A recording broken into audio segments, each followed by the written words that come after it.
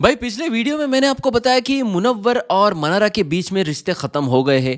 वहाँ पर मुनव्वर ने सीधे मनारा को बोल दिया कि गेट लॉस्ट, मेरे पास आओ भी मत और मुझे इस तरीके के ताने मारो भी मत। अब मनारा वहाँ पर फूट फूट के रो रही है। लोगों को लगा होगा कि जाएगी अब अनुराग के पास और रोएगी और अनुराग को चुगलियाँ लगाएगी। वैसे तो चुगलियाँ चालू ही रहती है, लेकिन भैया मामला वहाँ पर अनुराग के साथ भी हो चुका है। मामला क्या है मैं आपको बताना चाहूँगा कि बिग बॉस के घर के अंदर कल जब वो नॉमिनेशन का टास्क आया था, वहाँ पर विकी जब वहां पर खड़े थे, विकी जैन, तो मनारा को ऐसा लग रहा था कि जो अपना बाबू भैया है, बाबू भैया ने जाके विकी को नॉमिनेट कर देना चाहिए। लेकिन बाबू भैया अपनी जगह से उठे नहीं और वहां पर जाको विकी को नॉमिनेट किया, यानी कि कॉफी फेंकी नहीं। इस तरीके से वहां पे चीज है।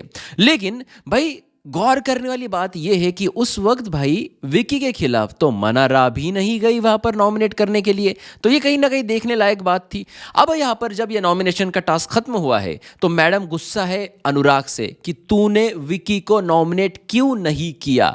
और अनुराग वहां पर विकी के साथ गार्डन एरिया में बैठकर ये बात कर रहा है सुबह सुबह कि विकी भाई देखो, तुम्हारे और मेरे रिश्ते पहले खराब थे, लेकिन अब जो है तुम मुझे उतने बुरे नहीं लगते, या फिर बुरे ही नहीं लगते, अब हमारे दोनों का रिश्ता जो है ठीक ठाक है। तो फिर पे मैं किसी और के कहने पर किसी को क्यों नॉमिनेट करूं। विकी ने कहा कि किसको नॉमिनेट करने के लिए बोला मनारा ने? उसने कहा कि आपको नॉमिनेट करने के लिए बोला था और मैं आपको कैसे नॉमिनेट कर सकता हूं। अब विकी रहे भाई मास्टरमाइंड, विकी ने इनको सीधे वहां पे कह दिया कि देखो, अगर ऐसा है, ऐसी तुम्हारी दोस्ती है कि उसके कहने पर तुम मुझे नॉमिनेट करोगे, तो भैया अगर तुम्हारा दुश्मन मैं हूं तो फिर आपका दुश्मन मुनव्वर फारूक ही भी है। तो भाई कह देना वहां पे मनारा को कि चलो मैं विकी को नॉमिनेट कर ही देता हूं, लेकिन क्या तुम वहां पे मुनव्वर फारूकी को नॉमिनेट करोगी? क्योंकि वो मेरा दुश्मन है। तो तुम्हारे कहने पर अगर वो मुनव्वर को नॉमिनेट नहीं करेगी तो फिर उसके कहने पर तुम मुझे नॉमिनेट कैसे कर सकते हो? ये रहा मास्टरमाइंड का दिमाग। आपका क्या है भैया इस सारी चीजों पर कहना? क्योंकि अब उसने कहा कि मैं भी नहीं रहना चाहता उस लड़की के साथ जो वहां पे इतनी इनसिक्योरिटी फील करती है